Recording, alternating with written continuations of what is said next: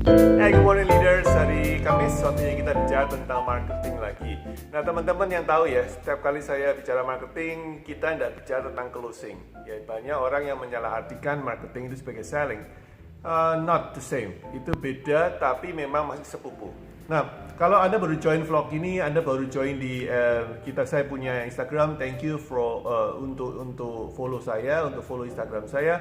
Jadi Instagram saya memang didesain untuk bahan pembelajaran, bahan riset dan memberikan wawasan dalam bisnis. Ya, jadi pada saat Kamis seperti ini, biasanya saya menjelaskan tentang marketing. Nah, baru yang join mungkin agak bingung marketing dengan selling bedanya apa. So, saya akan recap beberapa vlog saya yang lalu dengan sebuah kalimat yang sederhana. Marketing tugasnya cuma satu, yaitu untuk meningkatkan engagement. Sedangkan selling tugasnya cuma satu, yaitu untuk closing. Ya, jadi kalau Anda bingung, Anda ingat-ingat kata ini. Marketing tugasnya adalah untuk meningkatkan engagement, yaitu ketertarikan, yaitu ada hubungan, korelasi, komunikasi, itu marketing. Dan tugas selling adalah closing. Jadi kalau Anda punya tim yang dimana marketingnya yang malah closing, sellingnya yang malah membentuk relasi dengan orang lain, membentuk networking segala macam, Anda salah kaprah. Tugas daripada sales itu adalah dingin, cut and dry, ya, sangat efektif sekali untuk closing. Sedangkan untuk marketing adalah warm and fuzzy. Warm itu hangat, fuzzy itu bersahabat dan menyenangkan. Oke, so anyway, kembali ke marketing. So vlog kali ini saya akan sharingkan sedikit tentang gimana cara membuat prospek Anda itu engage dengan Anda. Nah, salah satu cara yang paling gampang adalah of course membuat mereka penasaran.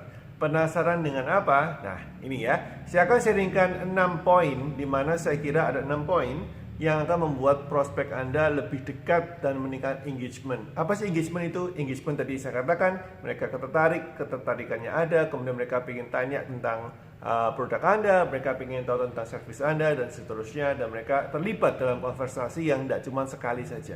Dan biasanya konversasinya tidak ada hubungannya dengan closing. Sekali lagi, marketing tugasnya bukan untuk closing atau penjual.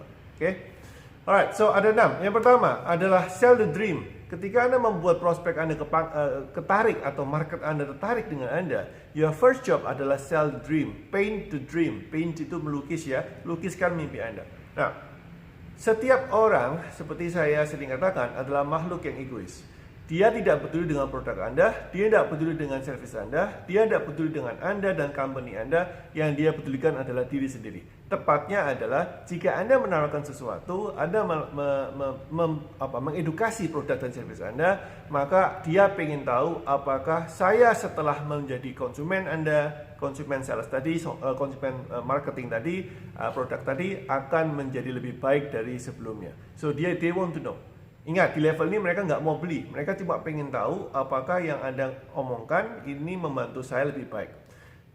Saya beberapa 2-3 minggu lalu saya di interview di salah satu podcast, dan saya menjelaskan tentang gimana caranya mendapatkan 100 konsumen loyal pertama di bisnis F&B. Gimana caranya meningkatkan atau mendapatkan 100 konsumen loyal pertama di bisnis F&B. You know, the point sama dengan yang saya katakan hari ini. You sell the dream. Apa sih yang kita lakukan? Kita bentuk mereka, kita bangun mereka mimpinya.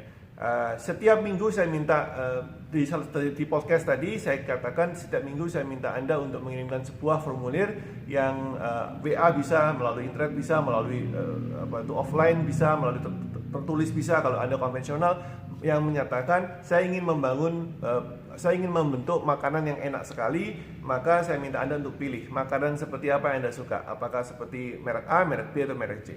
Minggu depannya lagi Anda kirim, saya ingin selain enak, saya juga ingin mendapatkan, saya membangun sebuah packaging, atau saya build a packaging yang lebih aman, lebih kuat. Seperti apa packaging yang Anda suka? Seperti merek A, merek B, merek C. Kemudian minggu depannya lagi Anda katakan ya, saya ingin menambah lagi, nggak cuma rasanya enak, packagingnya kuat, tapi saya juga ingin menambah volume makanan seperti apa yang Anda inginkan, seperti merek A, merek B, merek C. You know, setiap kali Anda mengatakan seperti ini, Anda membangun sebuah dream, Anda membangun sebuah hope, harapan kepada prospek Anda bahwa apa yang Anda lakukan ini sesuatu yang bagus, sesuatu yang mereka inginkan, sesuatu yang mereka penasaran, ingin icip-icip. Seberapa enaknya sih kalau kamu tanya sama saya terus, seberapa enaknya nanti barang jadimu, barang yang produk produksi Anda yang Anda masak. Okay? So sell the dream. Apapun juga profesi Anda, ketika Anda masuk ke dalam dunia marketing, tugas Anda adalah untuk menjual mimpi, bukan menjual produk. Dia tidak peduli dengan produknya di level ini ya. dia peduli dengan apa yang Anda bisa lakukan untuk mereka setelah menjadi member atau menjadi konsumen mereka, konsumen Anda. Oke, itu yang pertama. Yang kedua, yang kita bilang sebagai menjual kecap nomor 1. Nah, ini yang bedanya ya. Jadi kalau saya sering sharing ke teman-teman, sebagai sales Anda jangan kecap nomor 1. Jangan bikin orang merasa Anda ini terlalu bombastis. Tapi sebagai marketing, Anda harus bombastis. Anda harus memberikan euforia. Anda harus memberikan sebuah tekanan-tekanan tertentu. Sebetulnya nggak ada orang yang mau dengar Anda kalau Anda sendiri ragu-ragu dengan produk dan service Anda. Betul kan? Anda harus super yakin bahwa produk Anda lebih baik dari kompetitor. Anda harus super pede bahwa Anda bisa lebih baik daripada orang lain dalam mendeliver sesuatu, dalam melakukan sesuatu untuk konsumen. Konsumen di level ini tidak peduli mau beli apa tidak. Sekali lagi yang kelima kali ya saya katakan, konsumen tidak dalam tahap membeli. Dia ingin tahu apa yang Anda bisa lakukan. Jadi kalau Anda tidak bias, tidak memfavoritkan apa yang Anda lakukan, ngapain mereka dengerin Anda?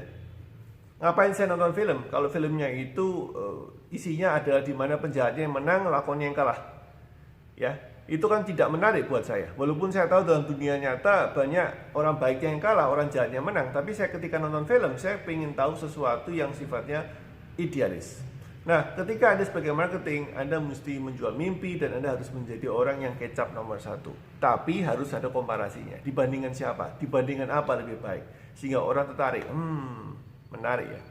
Alright, tuh tahap kedua lewat, tahap ketiga adalah yang kita bilang namanya minta mereka untuk do something. Nah, rumus daripada engagement itu nggak cuma sekedar membuat mereka tertarik dengan cerita Anda, dengan storytelling Anda, dengan apa yang Anda akan lakukan, dengan service yang Anda lakukan, tapi juga membuat mereka do something. Ya, engagement itu dua arah. Anda yang repot, dia juga repot sedikit.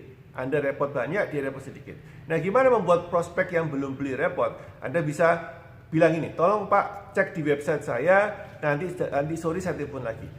Tolong klik di link ini, nanti Anda akan mendapatkan petunjuk apa yang akan saya lakukan untuk Anda jika Anda menjadi customer kami.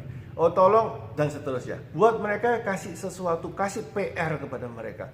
Marketing itu keren banget ya. Jadi nyuruh-nyuruh orang itu harus pinter. Anda harus pandai tanda kutip menyuruh orang. Prospek harus disuruh-suruh supaya mereka itu ada engage kepada mereka. Or paling gampang ketika Anda konversasi seperti saya seperti ini, Anda bisa bilang, oh ya Pak, by the way nanti di akhir pembicaraan saya akan berikan sesuatu untuk Bapak, tolong ingatkan saya lagi.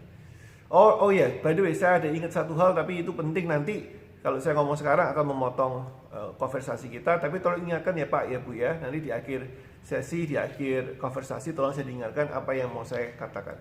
Nah, Anda tunggu sampai di akhir. Kalau mereka benar-benar mengatakan, loh Mas, katanya tadi mau ngasih sesuatu. Loh Bro, katanya tadi mau ngomong sesuatu. Loh Sis, katanya tadi mau tag sesuatu. Congratulations, Anda sudah memiliki engagement yang baik. Nah, jika tidak bagaimana? Ya, berarti kurang bagus engagementnya. Ya, ingat, kasih PR. Yang keempat yang kita bilang namanya, of course, yang paling semua orang sharingkan adalah testimonial. Tugas Anda adalah untuk membuat sebuah list testimonial, success story apa yang Anda bisa sharingkan kepada mereka. Nah, rumus dari daripada testimonial adalah harus relevan.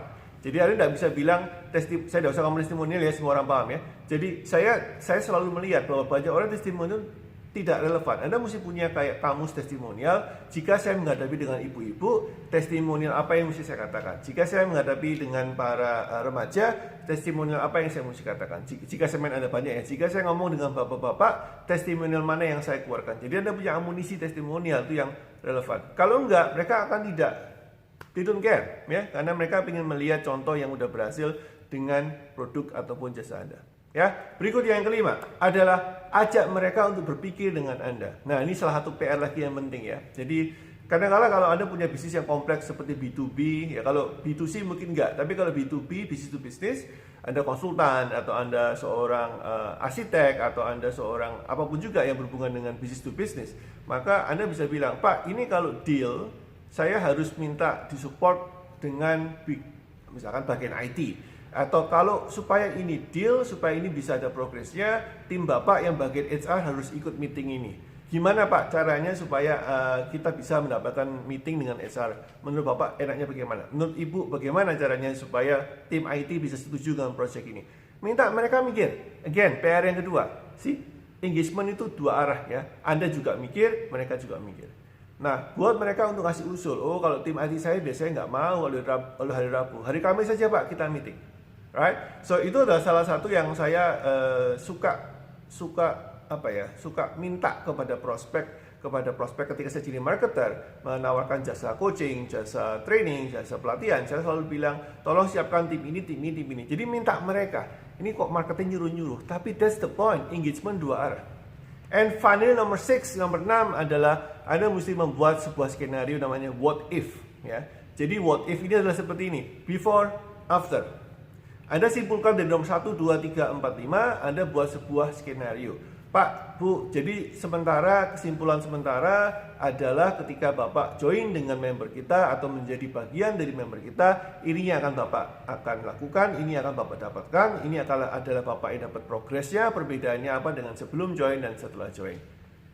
Apakah ini sesuatu yang Bapak inginkan? Nah, di sini sudah dekat dengan sales ya.